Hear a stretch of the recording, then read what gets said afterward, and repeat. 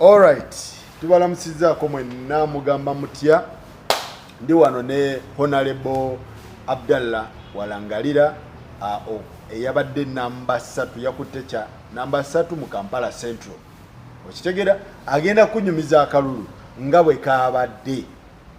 Okitegera ono omusajja tubadde naye eno mu art.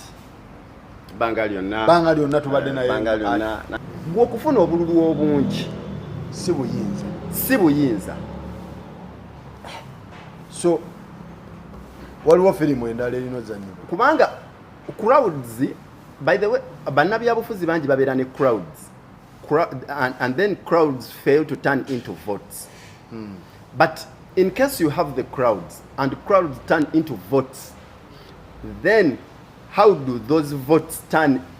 into a victory? Waliwo process. You get my point? Yeah. Olina okukola byotakolangako kuwangula okufuula obululu buno valid. Okufuula obululu obwo nabubeera valid naye okubufuula victory. Waliwo firimu. Yes. Okulangirirwa obulangirirwa nti Farouk Sarkozy, Dekereya Walangalira Abdallah as the elected member of parliament for Kampala Central. Eyo statement yogiraba. Eyo statement yogiraba yatusuzizze kololo for over 2 days. Just a statement. Nga tutula mu butebe bwetuti. Okuva ku saawa 3 nga tuvudde ku polling station tulinze kugatta bintu. Uganda yonna nemanya ababaka befunye nga mumukyali Uganda yonna ne balangirira buli mubaka nga tukuba masimu. Ebujiri Asumani akoze atya bamubinudde, gundi akoze atya kawedde mu bijirwa kiri kitya miranga myerere, gundi ali atya bamufumise, gundi ali atya osegedde. Naye nga Uganda emaze okutegeera ababaka bonna mwenga kagani Kampala ebyewa Kiso ne tutandika okuba amasimu ne tubitegeera nga tuli mu ntebe bwe tuti ne buziba ne bucya. Waliwo eyanga naye nga statement gy'oyagala ebyajja declared Asacha Rashid being the returning officer of Kampala. Dekereya waliwo ebikolebwa mama nyabo, waliwo ebikolebwa mama nyabo eyo statement yokujipa statement omalaga jifuna mama ogirabanga eyokusaaga naye olunaku lwe bakunominatinze ne bagamba genda onoonya akalulu buli omu gy'abaanoonya okkomawo nayo ate nga eriemu egenda kuwomu. Ffe Kampala Central Constituency twabadde abantu 16 naye nga abantu 15 tulina okukola kyokugwa omuntu omu ayitewo 15 tulina poteya omugi alina okuyitawo ate nga tebali refund. So you can understand the what omuzanyo gwoba olimu do or die game eyo. Chobola ebintu bikolebwa ebiri weird nti bwobanga omutwe gwolina teguli kamu kimala either oyinza obivaamu oba oyinza okumaliriza nga oyokeza future emyaka 5 emmaaso oba 7 kubanga gwokimanyi nga mpaka olwaleero ensobi ezaakolebwa mu kalulu ka 1962 mpaka kati tuzimanyi. Yes. Nti Professor Macho ow'Ettoolo eyali teyasoma akalulu ka 1962 gwe bagamba nti yali illiterate ne bamuyisaawo kalulu ka 1980 nga wa UPC nti yali unopposed mpaka olwaleero tukyarifaringa ku history oyo. Kitegeeza nti bwoba nga you don't have a sober mind osobola okukola ensobi ekutwalira obulamu mu kalulu due to pressure. Kubanga Farouk olaba bino ebintu byetukola otuuka time nga tobyekolera. Kati olaba gwe Farouk awooli ebintu bingi byokola nga tobyekolera naye ng'ogamba madamu wange bakyalire banandaba abantu bange bakoddomi bange bwenna sana bakoddomi bange ye maama wange bato bange nja baswaza n'oyambalako bulungi ne weeyisanga omuntu obuvunaanyizibwa ng'oluusi wali agadde obeereko mu kinu naye n'ogamba ndi mukwano gwa Imam Kyeyune wabawo n'ebifo bye weesalako but not because nti toyagala but because waliwo level Katonda kwakuteeka nga tokyekolera bintu ng'obikolera abantu abakwetoolodde notuuka nga n'emmere gy'olya nga tokyenywera tokyeriira kati kino kijja kundwaza sukaali abaana bange bakyali bato kino kijja kunkola kiti kino kindekawa akalulu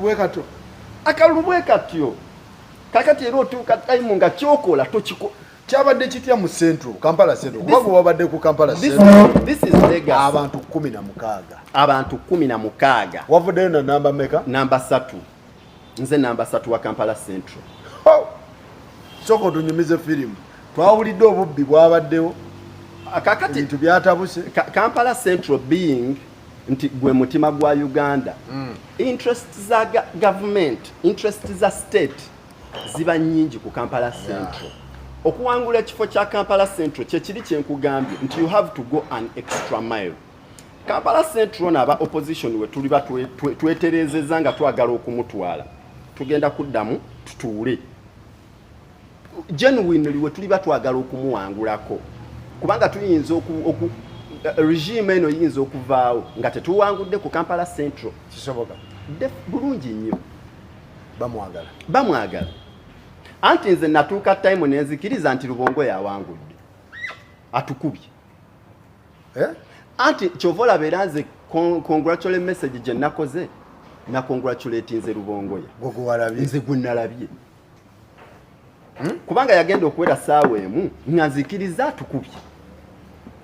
ng'akalulu akayote nze nayogera ne Lubongo ku saawa 5 ez'okumakya ku ssimu nangamba honorable kiri kitya mwana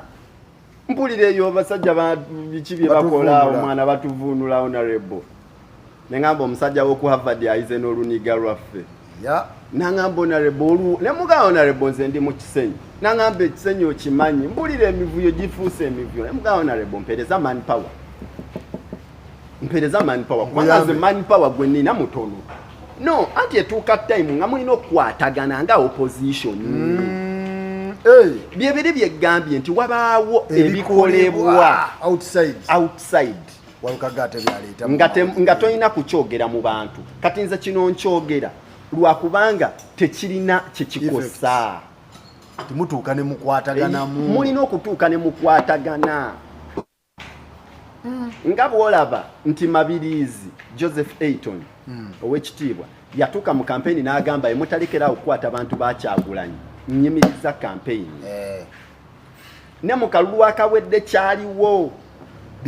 bibaamu nti bwe mutalekerawo ojjukira omuvubuka oyo omugenzi Frank Sente zanga amaze okufa waaliwaawo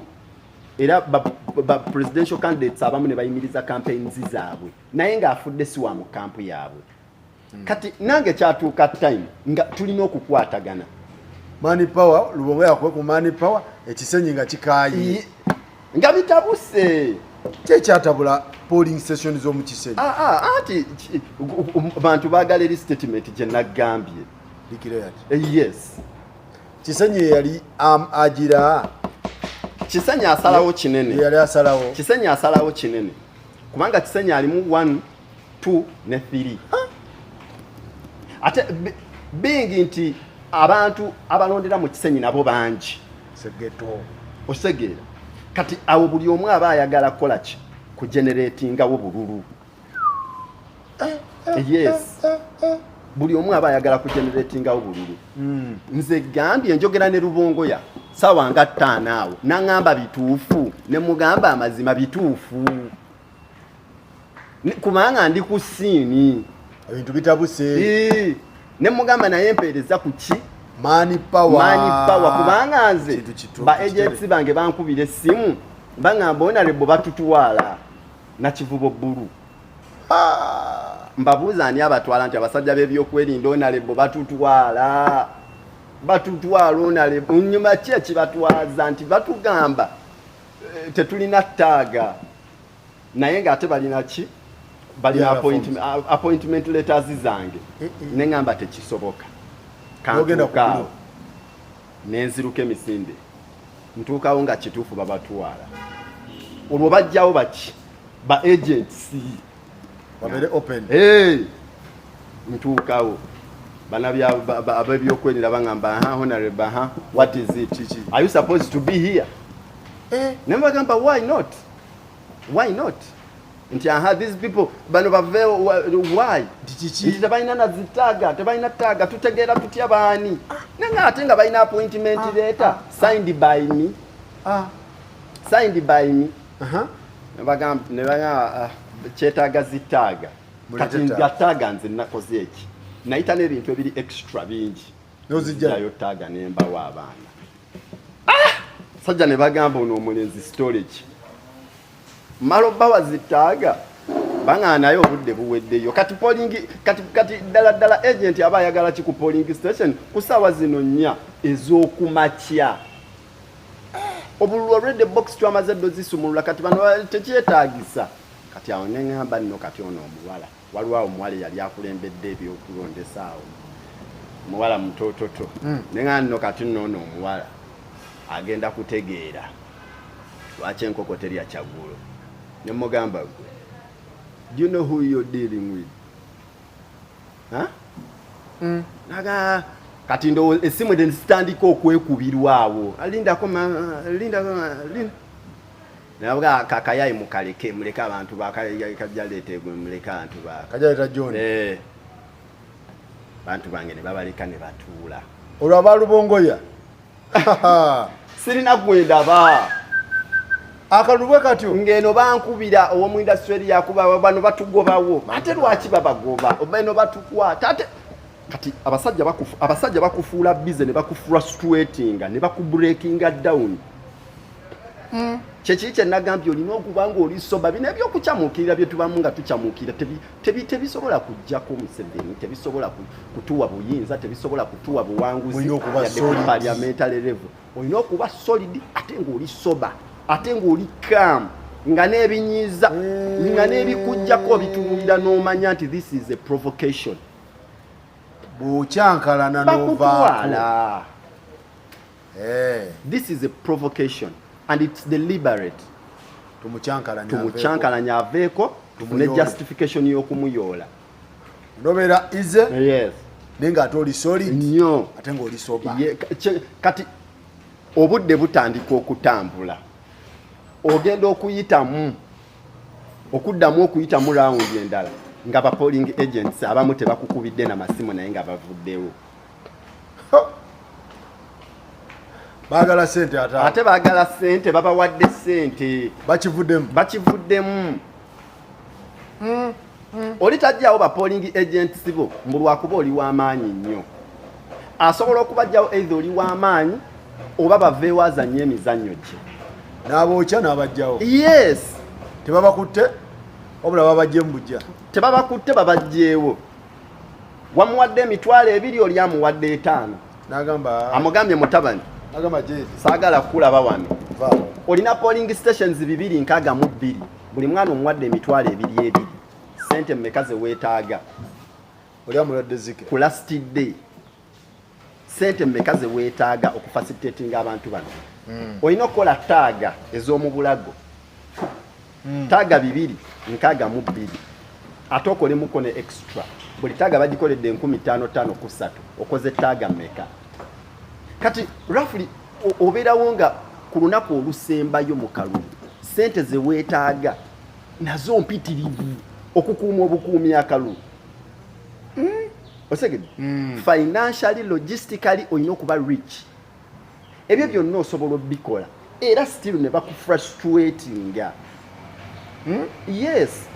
kati kiri kyebadde gamba nti nze zagenda okwera saawa emu ey'ekawungezi nga nzikiriza nti Lubongo yakoze eki awangudde atuwangudde Kampala Central okusinziira ku ssimu ze nafuna nange okwetoolola kwe neetooloola kiri kitya tufunye bumeka awo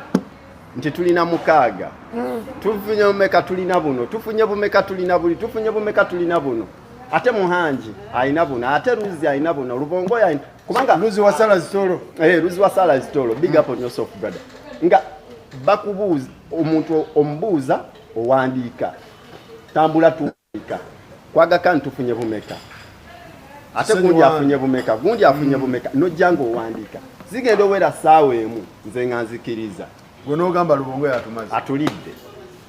era nze abankubira ku simu mu obwo obudde bonna nalangirira Lubongoya neewe obuyinza obutaali bwange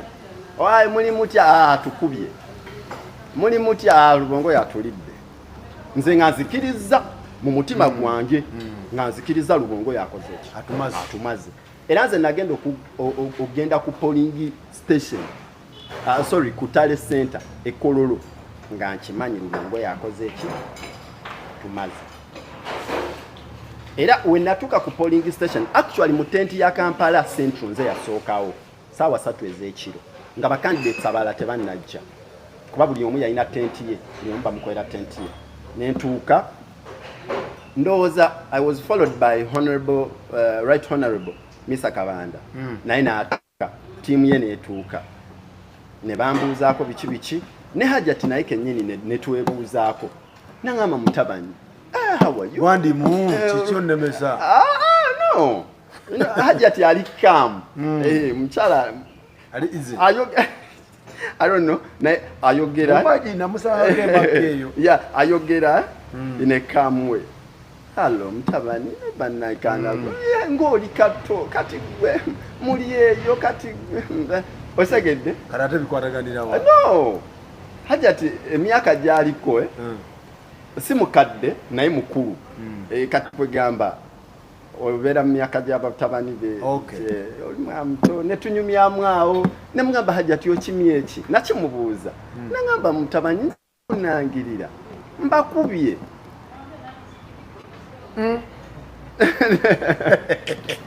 nogamba nga Lubongoya wali tanatuuka nangamba nzize kunangirira mbakubye leka ngene nkiikirira abantu ba Kampala Central mbakolere kati eno ye time tukolere wamu tukolere ekitundu kyaffe of course tosobola kugamba nti tuwangudde otya kuba obuyinza si bulina ningamba kisoboka twamala okunyumyamu kaawo nenzira kacaayi njira newamu kakofi nsala pressure ninde ekiddako ziba ziwera ssaawa nga 6 ab'NUP ne batandika salako Lubongoya najja Lubongoya atuuka ewaffe era naye yasookera ku nze kuba nali najja ambuuzaako honorable kyekiriwo omusajja gwe nga omumanyi ugandiize kyekiriwo ne Lubongoya yasooka kumbuuza wallahi ya Mungu yalaba nangamba oyo si Misa Kabanda ne mugamba eyo nangamba akimye eki yambuuza akimye eki kyaze mulangirira ne mugamba naye ajja kubuuza okimye eki bwentyo bwe namuddamu ne mugamba naye ajja kubuuza naawe okimye eki nagaddaye era ne Lubongoya naye namubuuzaako ne twebuuzaako nno malinga ababadde bavuganya nti ne tutandika okulinda ebisomebwa pressure ne zitandika okulinnya kati nze nakulabira Katemba gwe mbadde sirabangako mu kalulu nkugambye twakuba amasimu Uganda yonna ne tumanya ani awangudde buli constituency mukono kiri kitya nti Maseruka alidde Mulima Mayuni alidde Namboza alidde nono omuwala omulala naye alidde Buyukwe kiri kitya gundi alidde gundi bamukubye Uganda yonna ne tugimanya nga central ekutte naye nga buli wa NUP agamba nze alidde Nyanzi Fred n'ayingirawo n'omutabani w'oyo Churchill nabo ne bayingirawo naye Nyanzi ye muyaye ye bwe yayingirawo yalaba abantu bangi ku side ya Misa Kabanda abaali bakola ne Honorable Nsereko abamu ekigurupu nakiraba era Nyanzi n'agamba tiimu ng'ejjudde bawuwutanyi bwatyo bwe yayogera Nsereko yamulagako mukali Nyanzi yaga eno tiimu ng'ejjudde bawuwutanyi beereere nga batudde wali naye nga buli omu ayegese munne amaaso kati osege Nyanzi yapimira Lubongoya n'amugamba ekintu kino Nyanzi aga eno tiimu ng'ejjudde bawuwutanyi abamanyi Lubongoya tabamanyi jjukira Nyanzi w'essite Nyanzi w'essite naye nga pressure eringa pressure ziyingidde ssaawa 8 tuli Kololo sawa 8 ogwekiro tuli mu kiro 9 tebannalangirira yadde naye nga ndowooza ebiyita Allah omanyi kye bayita booki olina okuba ne finance ne social capital ne power kyekiri kye nagambye bino byonna basobola okukulangirira eri naye final ng'oli aya faluku nga bwonna bubwo naye wali muntabwe ne muli nekiro kyonna saawa 9 saawa 10 kati zigenda okwera saawa 11 nga Kampala system tebagyekyayirako emukono nga beekyawa batya emukono abantuuze bakuba emmeza ne bagamba mulangirira ebintu mukono is not Kampala nkugambye eno area being the heart of Uganda state interests zerina mu Kampala si zerina Moyo bikyukamu state interests zerina Ekawempe si zerina Emanja ya constituency ewalala Emanjiya kyova babateeka na kololo munda tosobola leeta nsasage utya security weeri utya tosobola nayingira era nasangayo kyali wange nakubanga naye ebikonde bondi yawaawo Kasubi ng'ali ku ggaali ya Honorable Kawalia nga yamuggadde ani aluleeta mwana JD mwana jasala omuntu kaafu nemugamba ano tosobola nemugamba ano laba ne bwofunya ne bako tosobola kololo yanyuka wacho zigenda okuwera saawa 11 ey'okumakya nga Kampala Central bakatusomako results za 6 parishes emiruka mukaaga gyakasomwa nga tewali gwe baatadde basoma busomi bukya buvaako eddiba tutudde mu butebe tulaba tolina kuvaawo awo oveewo olagewa nga buli asituka munne gwagoberera Hajjati Misa Kabanda yagezaako okusituka yasituka mukko n'agendako mu tenti ennene abaana bafollowinga kati asituka n'agendako ali mu tenti ennene ndowooza ng'agenda complaininga what's going on ndowooza tuludde wano otegeera simanyi kye yali agenze ku complainingako aba yakatuukayo bw'ati aboono ne bamugamba wewe zukuka oli kuki goberera makinga nasituka agenda n'amaani neŋŋamba nno kati wano temukkiriza candidate kusituka neoba agenda mutoyi naye ng'omuntu okulaba nga ogenda mu kiyigo agenderako tosoja amusindika genda opema mu kiri kitya ayisaawo anti wali baba bakwaza ku geeti baagala taaga kyekyokka so kati osobola okuyingira with how much sente zonna zokola ki zolina oyitayinza gambo zine sente zoyingiza kino ekikutiyo kitwala wa ebyo byenkugamba nti njagala nkole njagala wabeewo electoral reforms ezikolebwa waba electoral reforms zino zikolebwa waliwo n'ebintu bye tulina okukola Farouk wetuba bakutereeza nga akalulu ekaba process y'akalulu ne mpaka kukulangirirwa kwa candidate ebirina okukolebwa kubanga nina observations ze nakoze nti twali ku polling station Farouk obudde bwe twagendera okubala obululu buwedde mu Kampala sawa emu ne tugenda ku Tale Center twatukawo sawa 3 abamu 5 6 like that nga tewali candidate wa NRM ba candidate ba NRM batandika kujja kumacha sorry Hajjati Misa Kabanda yaliwo he was the only NRM candidate actually Hajjati yali nnyo confident nti atukubye Hajjati yali so confident nti atuwangudde wa Mwami Museveni yali yagamba nti simanyi awo twagalawo simanyi confidence we yajijja but Hajjati Misa yali confident nti atuwangudde of course Hajjati yafuna obululu obululu yabufuna kubanga oba mulyaza amaanyi obutagamba nti yabufuna kubanga era buli we nawandikanga nga yali mukola ki ngalinawo agoberera naye 10 yakifunanga kikumi gundi 7 gundi 8 gundi ngolaba yene nga yene Rubongo ya beri bati yabojja. But my point is salabako candidate wa NRM kutale center ku sawa 10 ne buchanga tewali candidate wa NRM. Owerubaga South nga waliwo engineer nasolo no n'abalala naye nga tekuli wa NRM nga musambazira tazze. Lubaga South nga ndabawo Engineer Hassan owa PFF ndabawo Nyanzi Centamu ngo wa NRM Hajati Madina taliwo. Why? Lubaga Kawempe North ndabawo na Luyimbazi na Lukola n'abalala nenga Farida taliwo. Abe Machindi ndaba mulya nyama owa NRM simulabawo. Ndaba Zahara Luyulika Keita Dorin simulabawo. Kwegamba but kusawa 11 so kati my point is nti electoral commission yerowoza mukasera ko kulangirira candidate wano tawayinza kubaawo bufere bukolebwa nakobane at least waberengawo obudde obupimibwa nti okuva kusawa bweziti ne sawa bweziti candidate atanajja kutale center kuleta DR forms zo obudde buno ebuyitamu tojira ddala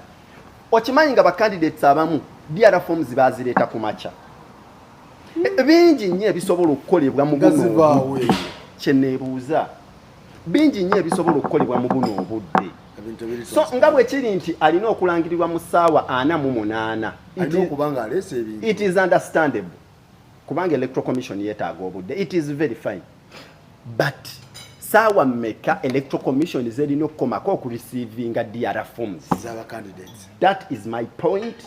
Era kyenjagala okuvuga mweza mwe nga mwazirese dda nga bala tebannaleeta bazeta kumacha. I don't want to put it nti baba mukubba oba second but at least wabeerewo timeline kubanga toyinza kubanga wasuze ku tale center nga govuganya taliiwo nga ali eri niye naye bakewa then kusawa 2 ez'okumacha naleeta ebi najja n'omugugu gwa DR forms mwenna ne mumwekanga ne bagamba gundi yaze n'ogamba tekisoboka kuvaawa jukira omuntu gwatalaba ku tale center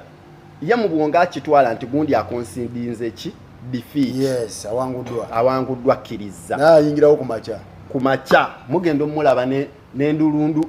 n'entwala ya DR forms kati awo omuzannyo ate ne gutandika okyuka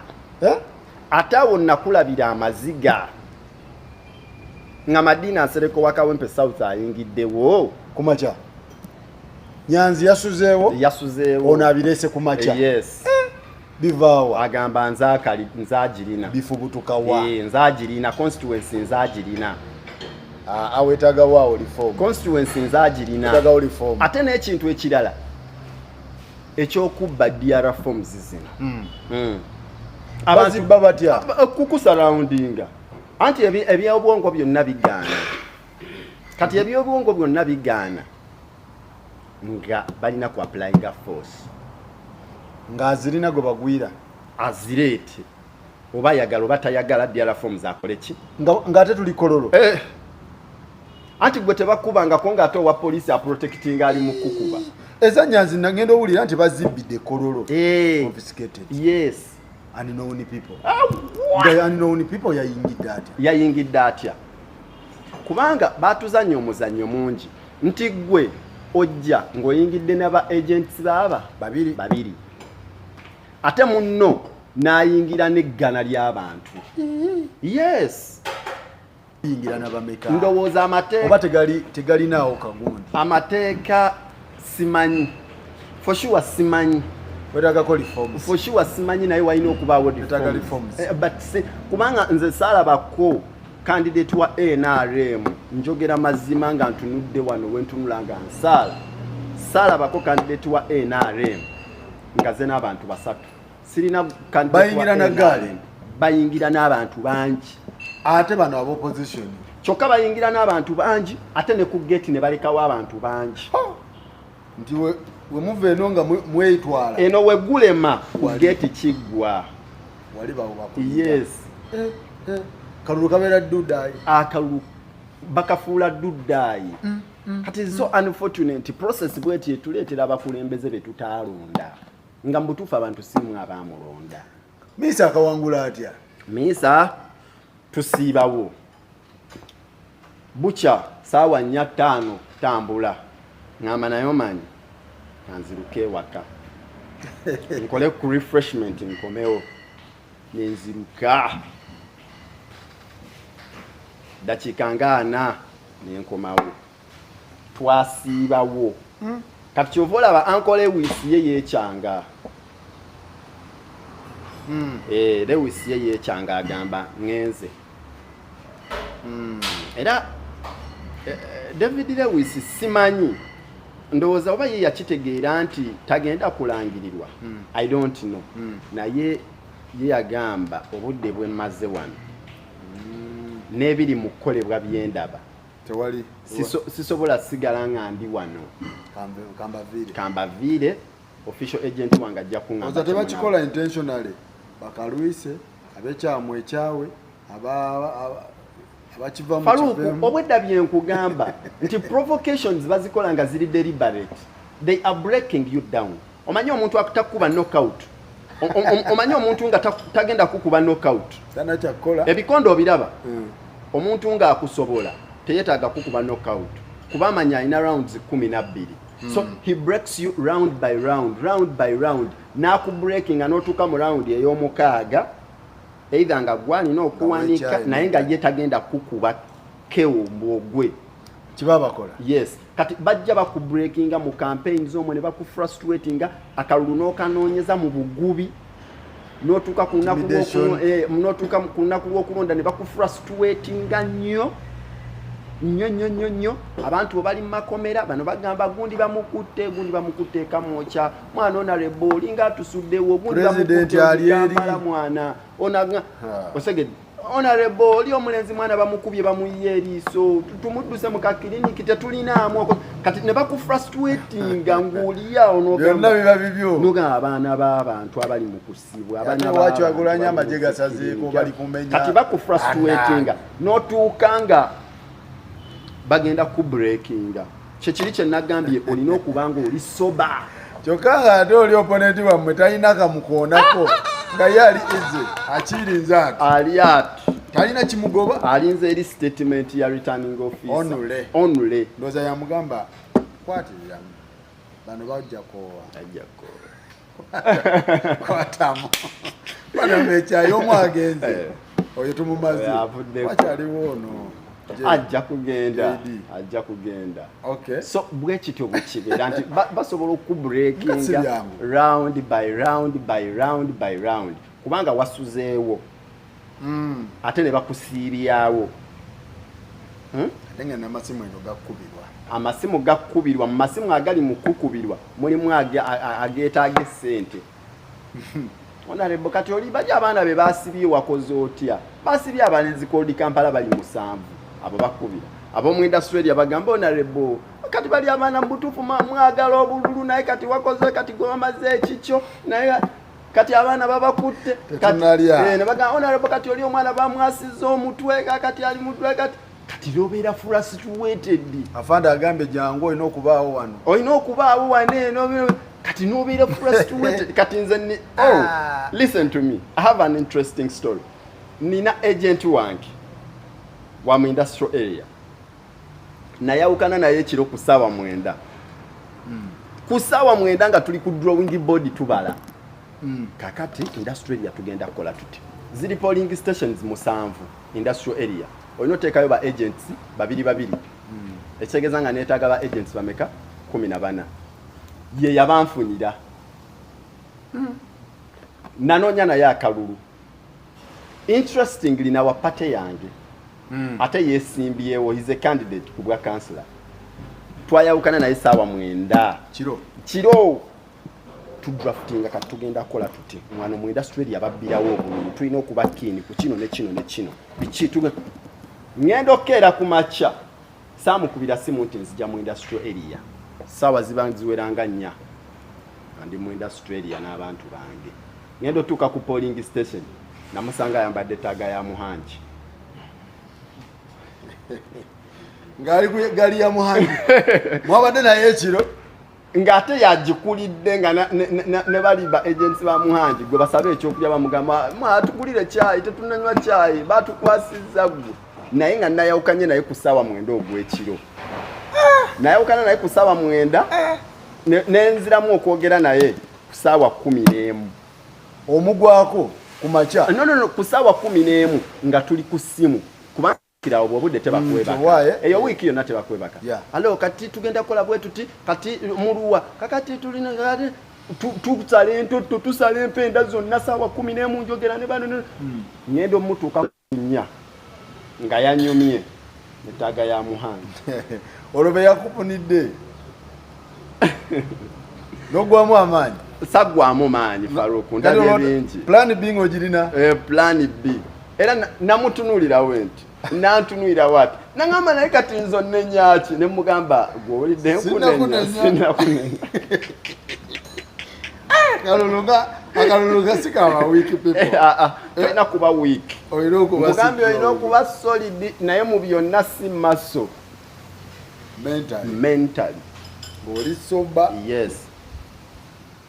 omwana naku breaking anaku yes gino mula ali kugali chobola banze Lubongoya muwa credit Lubongoya muwa credit yamaanyi abantu abamu banenya Lubongoya takwata simu takola ki but obuvunaanyizibwa bwalina ne babukuwa ogweddalu kube hello ono nayogera olulugwala kiri you know, for us we are here in Pade. They have arrested this one and this one and this one. And now they are bakuta abantu baffe Pade katika nkubire gundi. Abatana mukubira owe moyo nakuba. Hello secretary general. Hello abaya akavako owe palisa nako owe morata. Abaya akajivako. Bona balina abaya akajivako katabu Moses najikuba. Honorable. Kati kwegamba katana ku national tally katana naye najikuba so wobanga omusajja basobola ommutta kati bw'oba onenya abantu nga tonnayimirirako mu ngatto zaabwe kyangu okusonga engalo NUP tekoze kimala NUP kino NUP kiri nze Faruku saagala kunenya muntu kubanga opposition kasita tutandika okwenenyanenya olwo tuba tutuuse we bakola ki bwe batwagala Lubongoya yatuuka n'alaba I just want to give credit. Yali first experience. Yes. Ng'ekyo ntakiraba. Anedda si yali experience ya Lubongoya esooka. Ya central yo yakalulu akakalisibya. Lubongoya abadde mu abadde yesimbawo. Ye nga ye naye yalina candidate mu kalulu akawedde. Uganda yonna. Sebo. Neno mbina abadde bino bitegeera. Era abimanyi. Ate ani agambye tabimanyi. Abimanyi lwakubanga kyekiri nti added responsibility eri emenya naye nga ate of course obululu abumanyi amanyi we babukuuma yalina presidential candidate mu 2021 buli kimu akimanyi so muba muli kololomu ani alangira musajja musajja returning officer wa Kampala Hasacha Rashid tewamulabanga bamutwala emisinde ku Kannalukoola namulaba nalinya yo yalinya double cabin kubanga ate ku Nnalukoola omanyi bwe yalanga Hasacha Rashid being the returning officer for Kampala declare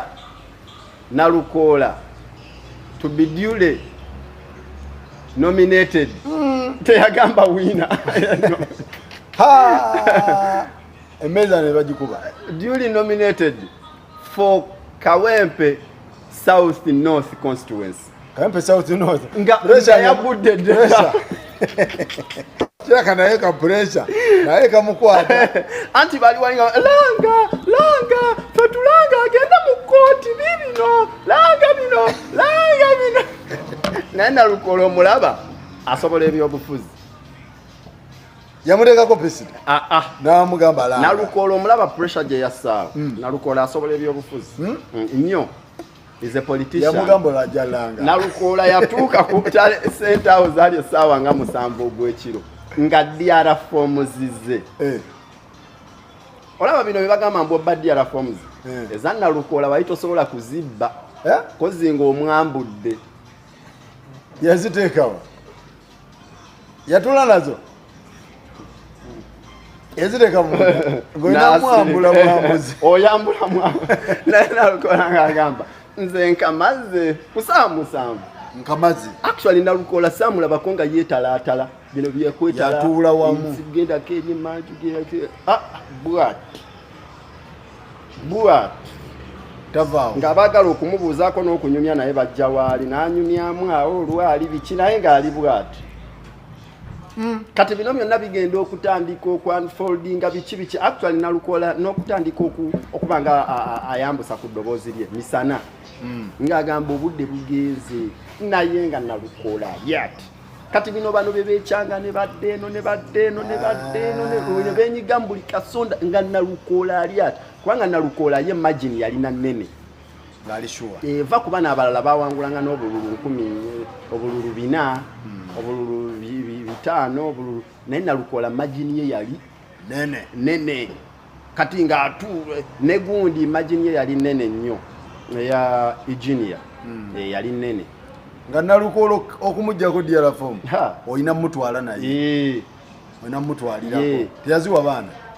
ng'ali ati nalukola ng'ali ati kyenkugambye nti olina okubanga mind eri kamu naga omusajja langi Faruku mind erina okubanga eri kamu nga osobola okulaba ebinyiiza ebikaabya ebikola ki naye n'osigala ng'oli still but yes era returning officer kasita amala okulangirira nalukola ati nalukola yasembayo okulangirirwa yasemberayo ddala okulangirirwa nadduka nekagwamu returning officer nadduka yogwenera nga ayingira ddawo kabiri yoyo gwe bayita Rashid Asacha ate musajja ali ize kiki yali adduka ki kibambulira musajja wange oyo ali returning officer wa Kampala musajja by the way akoleganika naye olaba nga akuwa time ne wano mu kwewandiisa nga woba okoze ensobi returning officer wa Kampala musajja osegedde nadduka yatuwa obudde ensobi gy'okozeemu ddayo giterere walangirira misa ne mugamba mutya ne mukkiriza ati kaakati ogenda kukola ki tewakiddako kubanga mu byonna oyagala contestinga buwanguzi bwoli ogenda kukola ki ogenda kukola ki nekagwamu kubanga waliwo kyogenda mu ng'olutalo olumanyi togenda kukola ki musajja wange Sarah Isitole wamulabako yaliwo anko yajja yaliwo ku Tale Center naye nga birungi si birungi omwana afaananye neighbor andi internet bagijjako obuzibu bwe internet bagijjako naye yali smart campaign by the way I want to appreciate Luzi njagala okumuyozaayoza campaigns yazimalako bulungi ne gundi ne resi yaffe yagiwa ebbugumu resi yaffe Luzi yetaaga credit yateekawo embeera akalulu kali down mudu yagisitula resi n'agiwa meaning n'agiwa vibe naki so yeah, he's a nice guy. I wish him nothing but success. Yali namba meka? Luzi ajira mu namba 4. Yakola. Yagezaako kubanga no naye lwakuba amaanyi ga Luzi kale twali tumusuubira okukola okusingako awo but because tuulu ye gye yali asinga okuba nayo eya internet baali bagisazeeko so toyinza munenya nnyo so ne buno bwe yafuna yakola nnyo kubanga internet was his biggest tool kubanga internet yaleese okuinfluencing omuzannyo ku last hour definitely so kati ekyokulwanyisa kye yali alina ekyamaanyi emundu bagijjamu bwe bamala okugijjamu amasasi bamudisarminga kati game yali erina okufulipinga naddayo kuyammwe nadda ku yaffe kati ng'ate script jazzeeko nga nkamba ng'abantu bena baje bali badisaminga Luzi Luzi amanyi okuuma akalu yakakuuma ebyobululu yaddayo ku nkago alina experience ey'emityana buli gundi wootuuka ng'alinawo ba agent. Susan yakola atya? Susan kushaba ali wala yali wala. Nze namanyako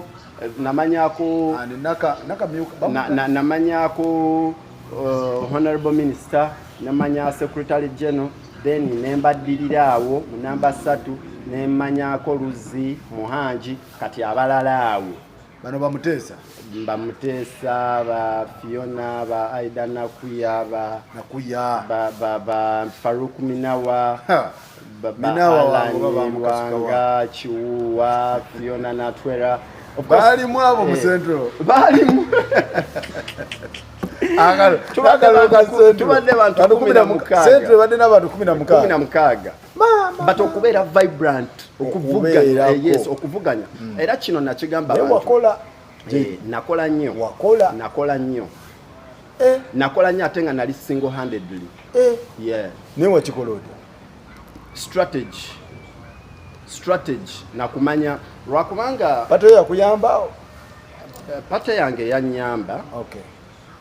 like okunyamba muki like mu mbeera yonna because bangamba wojja independent ate birala bwojja independent birala of course bwojja independent birala kati nze pato yange of course yanyamba nti yampa ticket kubanga abantu benavuganya nabo ku ticket bantu bali established balina address bantu naye natuuka wali maaso ku sawa ya vetting nembyogera ne bagamba yaddala musajja ali polished nnyo so pate yange mukumpa obuwi ticket yadde nga teyampa financially but ebizibu nawo biraba ekyokumpa obuwi ticket wagira ku PFF ekyokumpa obuwi ticket nembeera flag bearer wa PFF it was a win kubanga oba oli associated n'abantu abaki abali land abali established distinguished people kina kyekigattako nnyo nali sisobola kumalira mu namba 3 singa nali independent kubanga waliwo abakutikinga olw'abesigye waliwo abakutikinga olw'assemuju waliwo abakutikinga then naawe boyiseemu ng'omuntu n'obasaba then n'abakulabye ku mainstream abakulabye ku social media okwo ne bagamba lwakuba kati nze age factor yankuba nnyo age factor walinga mwana nalinga mwana biki naye nga olaba nti wateekawo embeera nasaawo embeera namba 3 nasaawo embeera eyaddala era singa namba 3 mu centro waliwo ekyaganaawe ekitagguka bulungi ndowooza mutaka no Faruku ebyobufuzi ndabye ba candidates abalina essente ne bagaana balonda kozi essente bwe zisobola okukolera mu byalo mu kibuga wano tezikola mukulangirira wano kozi yawo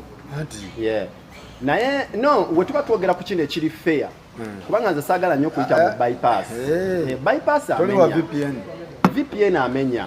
kubanga olaba bw'obeera n'obuwagizi obw'abantu tomenyeka nnyo kati ffe twalwanagana ne Luzi oyo ku internet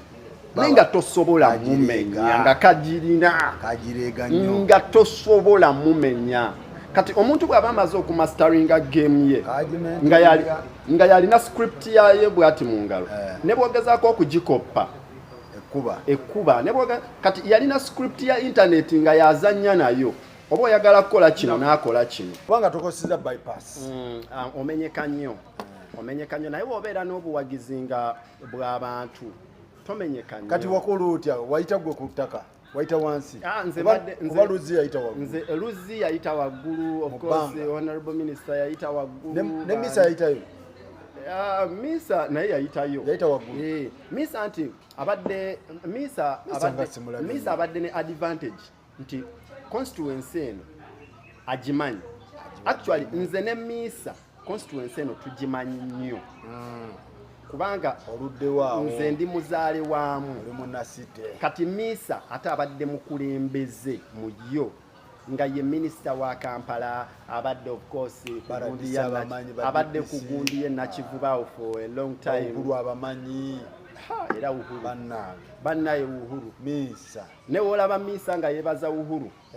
tewamulaba mu kumulangirirayo bati Uhuru yamuwa man power baba nayiriba ne Uhuru mwonna kwezeza asemba nga Uhuru buli wamu omusangawo Misa kati yalina ebijinji bingi so Misa yalina ekyo nti yali atu structures yali azirina osegere so nze kati kye nakola nayita wansi mu kukimanya nasooka nendowooza obululu buliwa of course obululu buli mu bantu then what should I do? How am I going to penetrate into this audience? Nengamba, you know what? Kantambule, nekyo kyenina, nabo benina. Let me go. With the limited resources, I have the brain. Let me go. Nengenda mu bantu ntandika campaign za nju ku nju. Yes, nju ku nju. Kati nze nali simanyi. Tubeera mu kibuga Faruku ng'olaba ng'ekibuga ekitono naye ekibuga kinene Faruku ng'otandise okitambula nju ku nju ng'omanya nti ekibuga kinene natambula Kamwokya oyo Kamwokya munene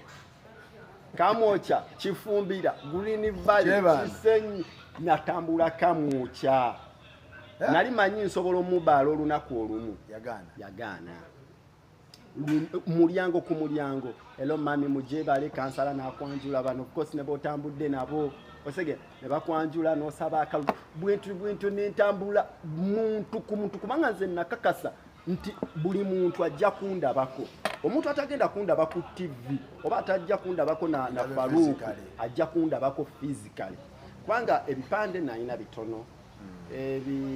of course obuzibu bwaliwo financially ne baba simanyi nawe wayita kufuna namba 3 nali nina okugifuna ate ne namba 3 eyo giraba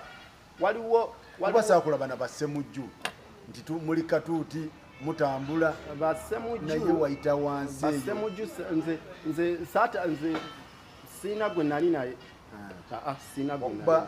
mugu sina gwe nali naye pate kazi yakuwa kati noga kati sina gwe nali naye baba oli soli nze kasita nagenda ku rale ya road mayor eyasookera ddala ekawempe ne batampaamu saddayo osegera saddayo awo nkitegeera kati neŋŋamba you know what tulumbe katulumbe kati nze ŋŋenze ewali abalonzi manyiyo ndiwe siti nze ŋŋenze nnoonya bululu era nagenze nenoonya obululu Faruku nembufuna osegedde ate era nabadde nsobola okuwangula oba okumalira mu kyokubiri but of course ekifaananyi Uganda kyerimu newoolaba nga nwanirira nnyo electoral reforms zino zikolebwe Faruku abavubuka bannaffe bangi abasobola okutukiikirira nga bagezi ebyaddala naye nga because of obulipo buno abantu bwe bateekawo Faruku abantu batutaddeko obulipo bungi kyova olaba nze njagala nnyo Honorable Kyagulanyi mwagala nti Kyagulanyi alinga ttaala Kyagulanyi n'omunafu amufuula ow'amaanyi Kyagulanyi asobola okukutunda ng'oli kansala n'agamba you know what osobola Shami Munambasa jangu gundi jangu kati Kyagulanyi alina mukama kye yamuwa nti ayaka n'ayakirako n'abalala n'agaba amasannyalaze talina ttabu kukukoleza misubbaawa mirala gyake ate politics omukadde oli takoleza Kyagulanyi alina ekyenjawulo nti asobola okufuula Waiswa mu fumbiro kyonna kyayagala n'afuula Shami Munambasa ate naye teyeetoddeeko ate nga naye asigadde w'amaanyi n'agamba ono ani jangu gundi jangu Kyagulanyi ekyenjawulo kyasinga ba politicians baawano bonna saagala kirumamu agabamu ate mu kugabamu kwegamba njuba takwejjaako Kyagulanyi ayaka n'ayakira n'abamuliraanye anti era enjawulo eriwo ku politics omukadde abantu balowooza nti ono tetwamala naye ku university tali mu kakundi kaffe tetwatandika naye oyo Kimbuyege oyo Kapere oyo tabitegeera okitegeera kati Kyagulanyi eyo yegundi gya breakings naye nti bagamba jedi nga tumaliriza impact nja kunoonyangako bagamba nti Kyagulanyi singa ava mu politics ono tuyinza okuddayo mu politics omukadde wabali okumuvaamu like okumuvaamu entirely n'ava mu politics. Yes, n'amuvaamu bw'ati ye oba ye n'abikoowa oba biki oba biki nti abasajja bali bayinza okutuzzaayo mu politics oli abasajja bali atali mulungi. Abasajja bali tebasobola kutuzzaayo mu politics oli omukadde. Faruku kyenjagala okugamba enamba y'abantu abagezi ntono nnyo mu Uganda ku namba y'abantu abasiru. Is that the right word? Yeah. Abatategeera omuwendo gw'abantu abatategeera munene nnyo ku muwendo gw'abantu abategeera, but of course n'abatategeera kimala at least amaaso maggule basobola okula because Kyagulanyi essaawa eno ye leading opposition figure. Olaba abantu omuntu asobola okuvuganya mu 7 mu Uganda muno bali abantu aba nze bemanya abaddala Kyagulanyi Dr. Besigye. Unfortunately Dr. mulwadde ali mu ddwaliro asaawe no of course musibe ali mu komera ali mu ddwaliro stuff like that naye it is so unfortunate nti taliiwo. Abo be bantu abasobola okuvuganya mu 7 kubanga tebalina selfishness mitima gyabwe. Of course ak'omuntu tekabulamu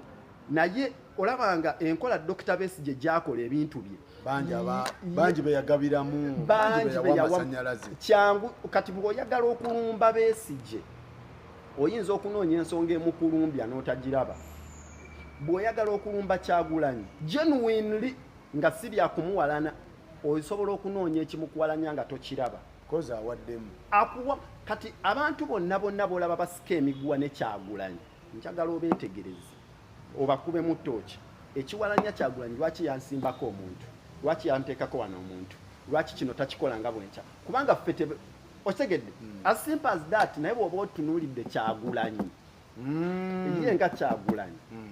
talina tabbu eta waiswa mufumbiro n'akuwanika mukuleeta Nubiani akale Nubiani Muganda we chaliwe for a long time kati balinga ba Luganda nti uma lumagala nti uma talina tabbu mukuleeta muntu kumujja mu newsroom mu Busenyonyi jangu oyake ate beera lead of opposition oyake kubanga Bobi Wine akimanyi nti ye king maker. Mukubeera king maker yategeera obuyinza. Bobi Wine actually lwakuba tannafuna buyinza naye Bobi Wine amanyi kye bayita okweka obuyinza. Era Bobi Wine nsaba nnyo Mukama atukulemberemukko Uganda ejja kuba nnungi. Yayiga kye bayita okweka obuyinza kubanga ku NUP osobola okubeerawo n'otamanya ani ayina buyinza. Osobola obunoonyeze wa Lubongoya nga tebuliiyo n'obunoonyeze wa musajja wangani lead of opposition nga tebuliiyo nojja ne wa Bobi Wine naye n'abwegaana n'akugamba sibulina nojja ewa Katana ng'ate na kati Bobi Wine alina enkweka gye abantu abamanyi ebyobufuzi enzannya gye bazannyamu ate nga bali betwasanga mu byobufuzi bano bakadde baffe enzannya gye bazannya ebyobufuzi nze it is me. Bakafuba battery. It is either me or no one else. Bobi Wine asobola okukwata n'atalina passport n'amugamba tugenda Bulaaya gwe agenda okumperekera mperekeraako ku Lwokuna jangu wano ate ne kiba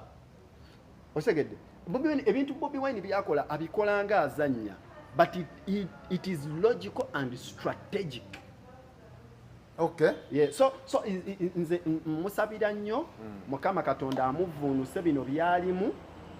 atembere muko olunaku lumu era nina okukkiriza nti Bobi Wine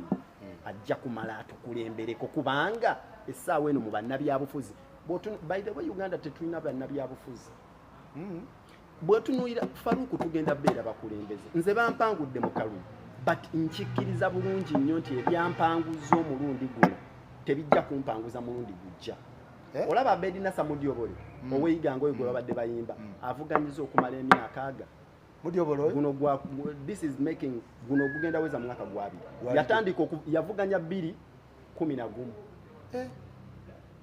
n'avuganya 2016 Mudyobole n'avuganya 2021 nga tawangula. But of course Mudyobole waba ayimiridde okwogera ensonga buli omu agamba is a brain. naye Panada abadde nga amuwangula iganga webbanga lyonna naye omuntu alina obwongo mu mbeera yonna yeetaaga musubbawa guli ogwata era omusubbawa gwa Bobi Wine bwe gwayase wekisho ne gukwata ku Mudyobole nti Mudyobole y'omu ku bantu nga babadde bayimba linnya lye Uganda yonna y'omu ku be basoose okulangirira osegedde amaanyi abadde n'amaanyi musajja watu yali baali bamukubadde bamuteekako doogu Mudyobole taba kuwangula kino kisanja abadde amaze emyaka 10 yaga nga talabanga ku nnyumba nga tagirabangako osegedde so kati Bobi Wine kyekyenjawulo kyalina baswengere webale nnyo n'abamulisa ate ne baaka swengere yandiyiseewo ku politics omukadde tosobola kati naffe olaba waneeno kati naffe okutuwa nti bakuwaamu sometimes they are not giving you genuinely they are just being strategic nti ani asobola okulwanagana ne bavubuka banne tetulina kyakkola ani muyaye ajja kusobola okubagana kyova olaba abavubuka baffe bangi bagudde mu butego bakukozesa nga bait nojja n'otandika okuvuma bavubuka banno ababbulu nga mwevuma n'ab'ebimyufu oba aba green nga mwevuma n'ab'ebya papo naye nga bali mu kusindika olwana lutalo lwabwe lwotamanyi but after oli ku chessboard gwempiki gwetambula basesetula gwe kati oba malo naawe bagenda kukuba bakujje ku chessboard omuzannyo gwabwe gukoleki guterere kubanga nze nzikiriza nti singa si Kyagulanyi kubanga Kyagulanyi influences ebyobufuzi within his party and ne mu parties endala nawulidde nti bakoze deforestation abanuupu ne basaawo ekibira kitya ekya DF Roza tujja kukwatamu olulala. Ndega, Faruku ndega.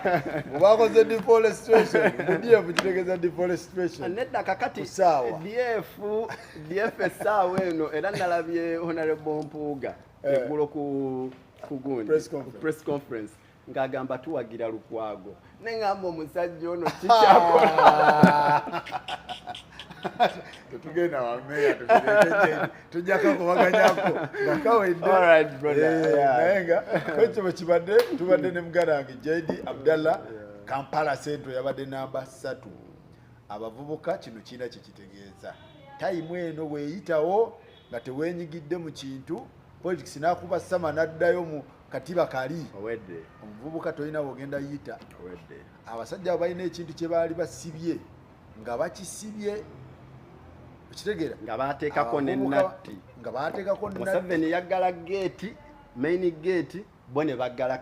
ka gate ak'emmanju ate nga bakateeka Kyagulanyi yabotola kabotole manju akakuba yasamba kasambe bonna ne bagwa abaali bakakugere muliwa muyingire abaali bakakutte nga bakasindika yakuba omugere bonna ne bayiikayo kati sawa yakuyingira lwakubanga era ne main gate eri gye twagala kati emenyebwe lwakuba kati anti abantu tebannakiraba nti tuli munda mu compound already twayingira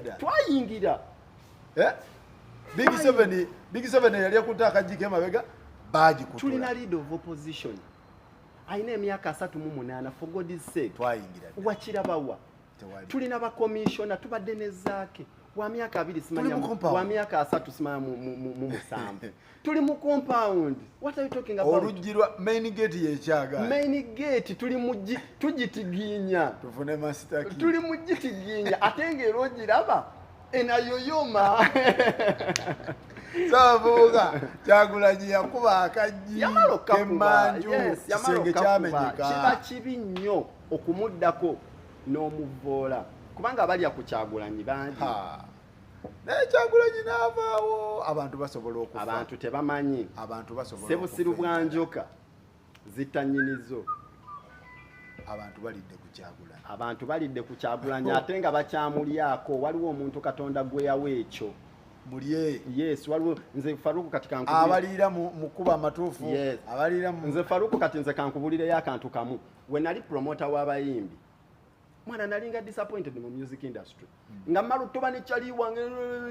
najibotola nandekayo ide ngamba gundi nenzidayo nenchimo omulala nemuleta n'afuna breakthrough n'andekayo n'enyiga naye sometimes we play to lose in order to win. Nze mu music industry sina kyenafunamu actually nafiirwa bufiirwa najjangayo wamwe wandabanga music abo ba Mahadi ne gairiro nawo kubuka Mahadi Lusiba big up so kibaluma bichi naye nga nzaateekamu nzaabonabona nzaakola ki naye namala kuyingira eno ndyoka ntegeera nti sometimes we play to lose in order to win kubanga nze ebyobufuzi binkaluubirizaamu naye si nnyo nga bannange buli TV manyi weeri buli radio manyi weeri kyakuyamba buli wakabi alina media mumanyi otegedde lwakuba nti kale ssaawa y'ebyobufuzi abamu nagenda bacontactinga nga speedi nene nga action mungi walimu action mungi owaaye ndi mubende honorable gundi yantutalina press conference owaaye naye next time naye nga at least ekyokukola nga nkola ki nkimanyi mu mutwe njagala namba yani nga buli namba ya muntu njirina nkimanyi nti bwe ntuuka ku TV bweti ono kirina simwefasa kati ate waliwo nga bakyali bange nga honorable Mulamba avudde yewaabwe simanya wawa bamubbira ku gate nti wayogedde nani nti gundi namulabye nti n'omusajja gwe nalabye yabaddawo nga walabye kirina yatutte ssente kati nze ng'ebyo tosobola binkola nga manyi NBS eriwa Bukedde eriwa gundi aliwa zonna nzimanyi okuva ku WBS kale je tweyanze nnyo tweyanze ge bana wetu tubadde ne muganda wange Abdallah Kampala Central